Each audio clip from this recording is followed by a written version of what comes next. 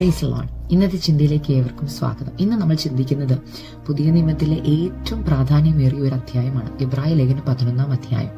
ഈ അധ്യായത്തെക്കുറിച്ച് പറഞ്ഞു തുടങ്ങുമ്പോൾ തന്നെ നിങ്ങളുടെ എല്ലാ മനസ്സിലേക്ക് ആദ്യം വരുന്ന വചനം ഇതാണല്ലോ: വിശ്വാസം എന്നതോ ആശിക്കുന്നതിന്റെ ഉറപ്പ്, കാണാത്ത കാര്യത്തിന്റെ നിശ്ചയം.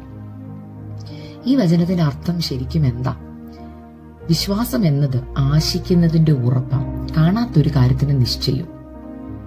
എങ്ങനെ നമുക്കിതിനെ വിശ്വാസമായി കാണാൻ കഴിയുമെന്ന് ചോദിച്ചാൽ, ഒരു സ്ത്രീ ഗർഭിണിയാകുമ്പോൾ താനാണ് ആദ്യം അറിയുന്നത് താൻ ഗർഭിണിയാണെന്ന്. അറിഞ്ഞ ഉടനെ താൻ പറയുക എന്റെ ഉദരത്തിൽ ഒരു കുഞ്ഞുണ്ടെന്ന്. എന്നാൽ മറ്റുള്ളവർക്ക് ആർക്കും അതിനെ കാണുവാൻ കഴിയത്തില്ല. ആ കുഞ്ഞ് എത്രയോ ചെറിയ ഒരു ജീവനായിട്ടാണ് തന്റെ ഉദരത്തിൽ കിടക്കുന്നതെന്നറിയാമോ? എന്നാൽ ഈ അമ്മ ആ കുഞ്ഞിനെ കാണുന്നത് ഒരു ചെറിയ ഒരു ജീവനായിട്ടല്ല, പകരം പൂർണ്ണ രൂപമെടുത്ത എല്ലാ അവയവങ്ങളും വെച്ച് പൂർണ്ണ രൂപത്തിലെത്തിയ ഒരു കുഞ്ഞായിട്ടാണ്. ആ ചെറിയ തുടിപ്പിനെ അന്ന് തൊട്ട് അമ്മ വിളിക്കുന്നത് കുഞ്ഞെന്ന്. എന്റെ ഉദരത്തിൽ ഒരു കുഞ്ഞുണ്ടെന്ന. എങ്ങനെയാണ് ആ സ്ത്രീക്ക് അങ്ങനെ പറയുവാൻ കഴിയുന്നത്? കാരണം തന്റെ ഉദരത്തിൽ ആ ഒരു ചെറിയ തുടിപ്പ് വരുമ്പോഴേ അമ്മ അതിന്റെ പൂർണ്ണ രൂപം വിശ്വാസത്താൽ കണ്ടു കഴിഞ്ഞു. പ്രിയ ദൈവമക്കളെ, നിങ്ങളുടെ ജീവിതത്തിലെ ഓരോ വിഷയങ്ങളും ഇങ്ങനെയാണ്. ഒരു വിഷയത്തിന്റെ തുടക്ക സമയത്ത് തന്നെ വിശ്വാസത്തോടെ അതിന്റെ പൂർണ്ണത കാണണം. ചിലപ്പോൾ നിങ്ങളുടെ വീടിന്റെ പണിയായിരിക്കാം, വീടിന്റെ തറക്കൽ ഇട്ടതേ ഉണ്ടാവുള്ളൂ. ചിലപ്പോൾ നിങ്ങൾ സാമ്പത്തികമായി വളരെ ബുദ്ധിമുട്ടിലായിരിക്കും ഈ പണി എങ്ങനെ തീർക്കുമെന്ന്. എന്നാൽ വിശ്വാസത്തോടുകൂടെ ആ വീടിന്റെ പൂർണ്ണ രൂപം നിങ്ങളുടെ ഹൃദയത്തിൽ, നിങ്ങളുടെ പ്രാർത്ഥനാ മുറിയിൽ നിങ്ങൾ കാണണം. അത് ഉറപ്പോടെ വിളിച്ചു പറയണം ദൈവസന്നിധിയിൽ: കർത്താവേ, എന്റെ വീടിന്റെ പണി കഴിഞ്ഞിരിക്കാൻ സ്തോത്രം, അങ്ങ് ആ വീടിന്റെ പണി ചെയ്യുന്നതിനാൽ സ്തോത്രം. ഇതുപോലെ തന്നെയാണ് നിങ്ങളുടെ തലമുറകളുടെയും വിഷയം. തലമുറകളുടെ ഭാവി എന്താകും, അവരുടെ പഠനം പൂർത്തീകരിക്കാൻ കഴിയുമോ എന്ന് ഭാരപ്പെടുമ്പോൾ ഉറപ്പോടെ പറയണം: എന്റെ കുഞ്ഞ് ആ കോഴ്സ് പൂർത്തീകരിക്കും, ഞാനത് ഉറപ്പോടെ വിശ്വസിക്കുന്നു. അതാണ് പറയുന്നത്, ആശയ്ക്ക് വിരോധമായി അബ്രഹാം ആശയോടെ വിശ്വസിച്ചെന്ന്. ഒരാശയും ഒരു തലമുറയെക്കുറിച്ച് ചിന്തിക്കുവാൻ പോലും കഴിയാത്ത അവസ്ഥയിലാണ് അബ്രഹാമും സാറയും. എന്നാൽ ആശയ്ക്ക് വിരോധമായി ആശയോടെ വിശ്വസിച്ചുവെന്നാണ് വചനം പറയുന്നത്. അതുകൊണ്ടാണ് പറയുന്നത് എബ്രായർ 11:1 വിശ്വാസം എന്നതോ ആശിക്കുന്നതിന്റെ ഉറപ്പാണ്, കാണാത്ത കാര്യത്തിന്റെ നിശ്ചയമാണ്. നമ്മൾ ഒരു കാര്യം കണ്ടിട്ടില്ല, അതിന്റെ പൂർണ്ണത കണ്ടിട്ടില്ല, എന്നാൽ നമുക്കൊരു ഉറപ്പുണ്ട് അത് അങ്ങനെ തന്നെയാണെന്ന്. പ്രിയ ദൈവപൈതലേ, നിങ്ങൾ ഇന്ന് അഭിമുഖീകരിക്കുന്ന ഓരോ വിഷയത്തിലും നിങ്ങൾക്കൊരു ഉറപ്പുണ്ടാകണം.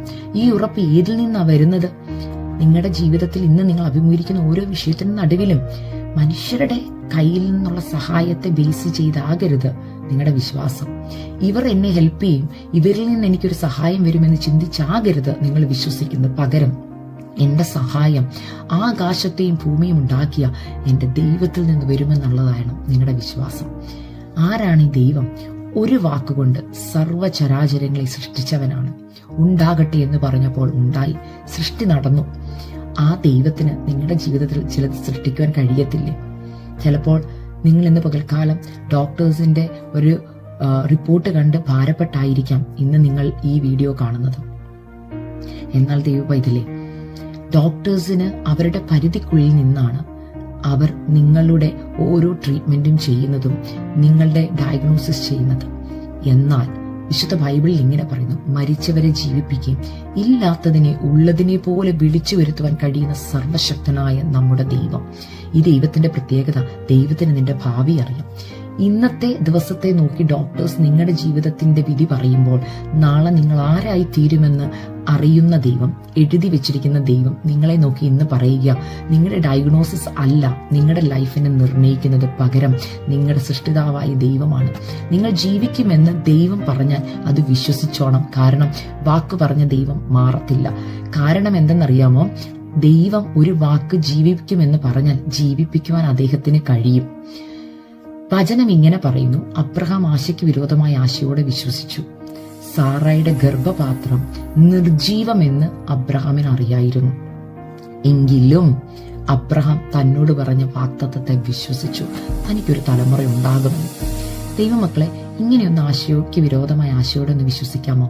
നിങ്ങൾ ഇന്ന് പകൽക്കാലം ഏത് വിഷയത്തെ അഭിമുഖീകരിക്കുന്നോ ആ വിഷയത്തിന്റെ ഒരു പൂർണ്ണത നിങ്ങൾ വിശ്വാസ കണ്ണാൽ കാണണം. അത് ഏത് വിഷയവുമായിക്കൊള്ളട്ടെ, അതിന്റെ പൂർണ്ണത വിശ്വാസത്താൽ കാണണം.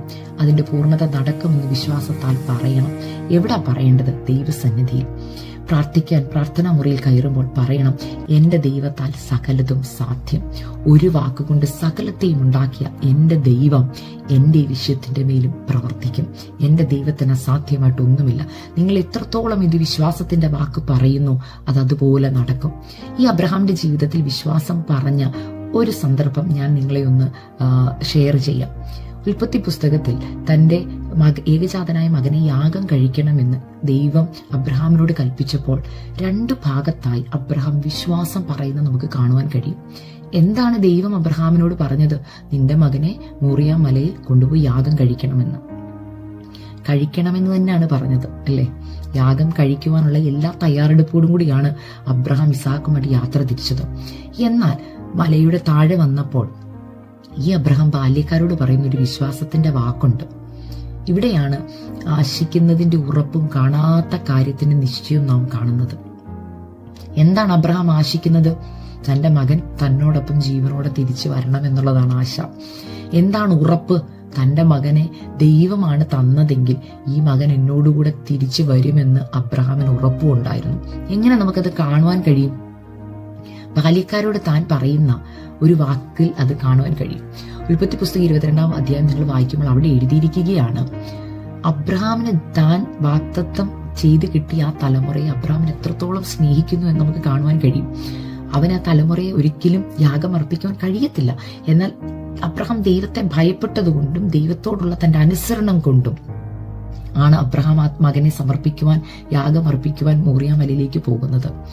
ഈ ഉറപ്പുള്ളത് കൊണ്ടും ദൈവത്തെ തനിക്കറിയാവുന്നതുകൊണ്ടും അബ്രഹാം ബാല്യക്കാരോട് പറയുക, നിങ്ങൾ ഇവിടെ നിൽപ്പി, ഞാനും ബാലനും അവിടത്തോളം പോയി യാഗം കഴിച്ചു മടങ്ങി വരാം.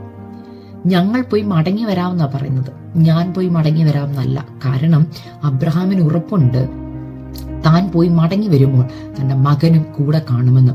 ആ ഉറപ്പിന്റെ വാക്ക് ഓൾറെഡി അബ്രഹാം പറഞ്ഞുകൊണ്ടാണ് യാത്ര തുടങ്ങിയത്. അത് ഉറപ്പോടെ ബാല്യക്കാരോട് പറയുക, ഞങ്ങൾ മടങ്ങി വരുമെന്ന്. 2-ാമത്തെ ഭാഗം, ഈ മകൻ ചോദിക്കുന്ന ഒരു ഭാഗമുണ്ട്, അപ്പാ യാഗത്തിനുള്ള മൃഗം എവിടെയാണ്? അപ്പോഴും വിശ്വാസം പറയുക, മകനെ ദൈവം കരുതിക്കൊള്ളുമെന്ന്. എങ്ങനെ ഇങ്ങനെ ഇത്രത്തോളം ഉറപ്പിൽ പറയാൻ കഴിയുമെന്ന് അബ്രഹാമിനോട് ചോദിച്ചാൽ അബ്രഹാം പറയും, എന്റെ ശരീരം നിർജീവമാണ്, എന്റെ ഭാര്യയുടെ ശരീരം നിർജീവമായിരുന്നു, സാധ്യതകളൊന്നുമില്ലായിരുന്നു. ഈ സാധ്യതയില്ലാത്തടത്ത് തന്ന മകനായത്. അങ്ങനെയെങ്കിൽ യാഗം കഴിപ്പിക്കേണ്ട ഒരു അവസ്ഥ വന്നാലും ശാരത്തിൽ നിന്ന് എനിക്ക് എന്റെ ഈ തലമുറയെ തരുവാൻ ദൈവത്തിന് കഴിയുമെന്ന് എനിക്ക് ഉറപ്പുണ്ട്. കാരണം അബ്രഹാമിന്റെ ഉറപ്പ് സാഹചര്യങ്ങളെ നോക്കിയുള്ളതല്ല, പകരം തന്നെ വിളിച്ച് വേർതിരിച്ച ദൈവത്തെ നോക്കിയ. ആകയാൽ ദൈവ പൈതലേ, നിങ്ങൾ സാഹചര്യം കണ്ടിട്ട് വിശ്വാസത്തിൽ തളർന്നിരിക്കുകയാണെങ്കിൽ സാഹചര്യങ്ങളെ നോക്കിയവർ ആരും ഇന്ന് വരെ ഒന്നും നേടിയിട്ടില്ല. പകരം സാഹചര്യത്തിനപ്പുറമായി നമ്മെ സൃഷ്ടിച്ച, നാം ഇപ്പോൾ ആയിരിക്കുന്ന സാഹചര്യത്തിന്റെ മേൽ അധികാരമുള്ള ദൈവത്തെ നോക്കിയാൽ ദൈവം പറയുക, എനിക്ക് നിന്നെ ജീവിപ്പിക്കാൻ കഴിയും. നിങ്ങളുടെ രോഗാവസ്ഥകളിൽ നിന്ന് നിങ്ങളെ ജീവിപ്പിക്കാൻ കഴിയും. ഇനി ഡോക്ടേഴ്സ് ഒരു പ്രതീക്ഷയുമില്ലെന്ന് പറഞ്ഞ സ്ഥാനത്ത് നിങ്ങളുടെ മേൽ ജീവൻ വ്യാപരിക്കും. ഈ വചനം ഓർക്കണം. മരിച്ചവരെ ജീവിപ്പിക്കുവാൻ കഴിവുള്ളവനാ എന്റെ ദൈവം.